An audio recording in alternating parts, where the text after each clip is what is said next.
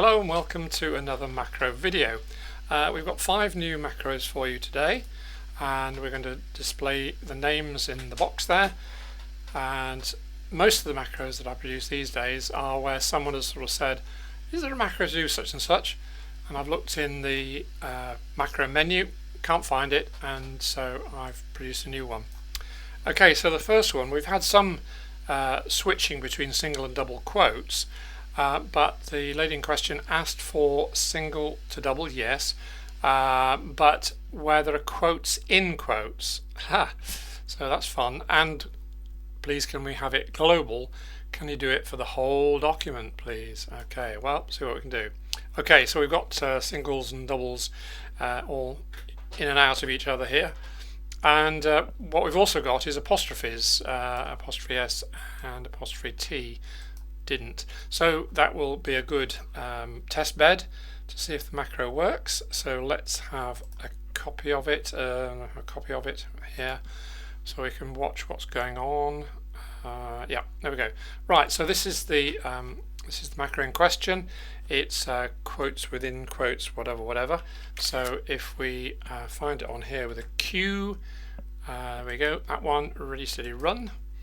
Okay, so it fiddles out. It does all sorts of messing about in order to do it, but then it switches them all around accordingly. But what it's also done here, if you look, the S apostrophe here has been highlighted.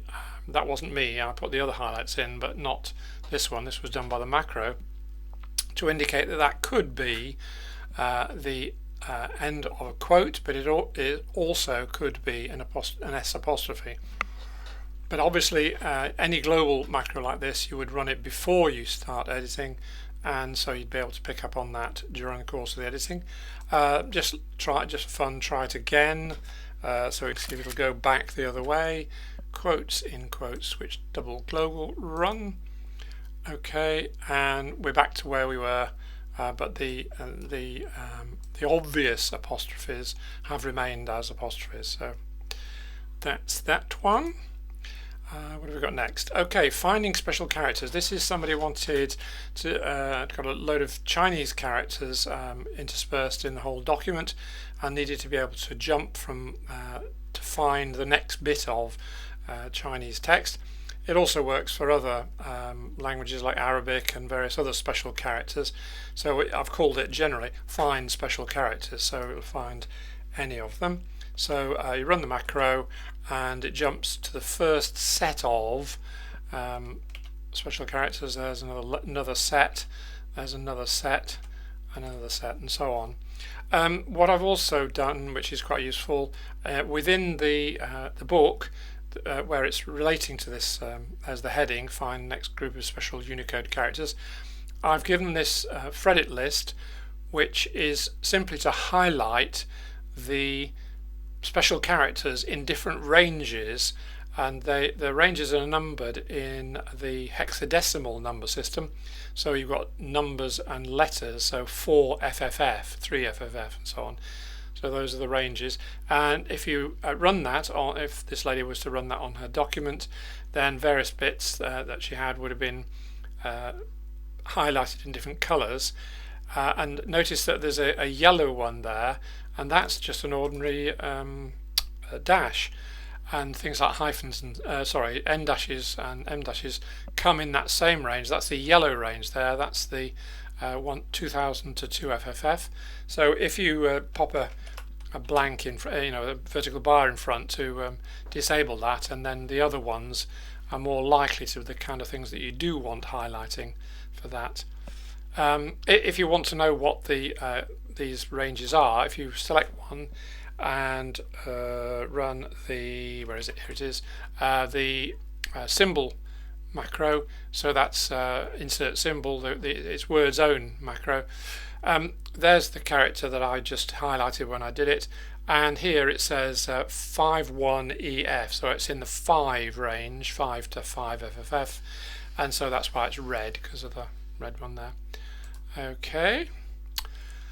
Clipboard save. Well, this was one that I generated for myself because there was a time when Microsoft created a an upgrade, as they do, to Word, and it meant that the macros weren't saving in the normal template, and I lost some work on that. So this is just if I'm doing a macro, working on a macro, and I want to save it, highlight it, copy it, close it, and then run the clipboard save, which pastes that text into a new document and then saves it. So I mean, if anything, there may be anything that you wanted to save, so you could just oh, I forgot to copy it and then run the macro, and so it will save that. And what it's done is it's saved them in a with a TMP, and then just a random setup pair of letters, just so that you can go back and look at those if you want them later. Okay, right, now this one really is a very, well, I think it's a very useful macro. So I've got some dummy text here, and I want to find two words.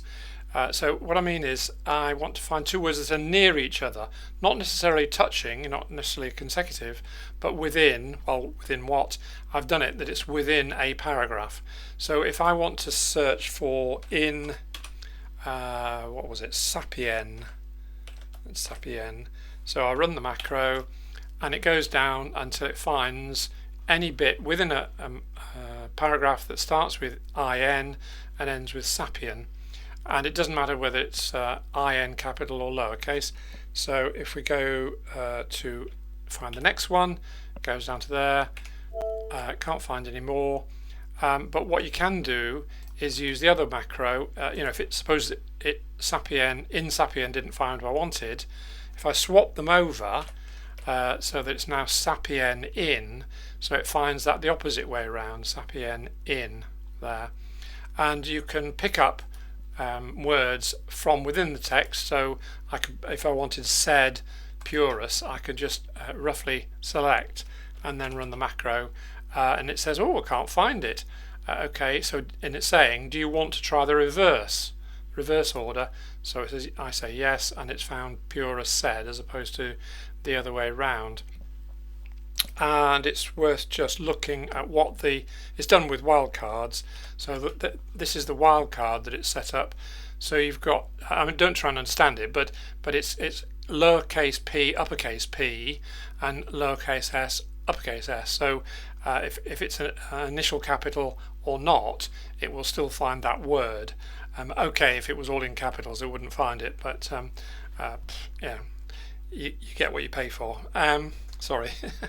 Then almost the original reason for this macro was searching the macro menu. So if we've got the macro menu here, so if I'm looking, trying to find something to do with characters and listing them or something like that, then I can just type those and run it, and it finds char list. So can't find any more. Okay, go back to the top. Let's go the other way around. So swap it round, and we've now got list char, and so on, all the way down from there. So yeah, I hope you find that and the other macro is useful. Okay, thanks for watching. Bye now.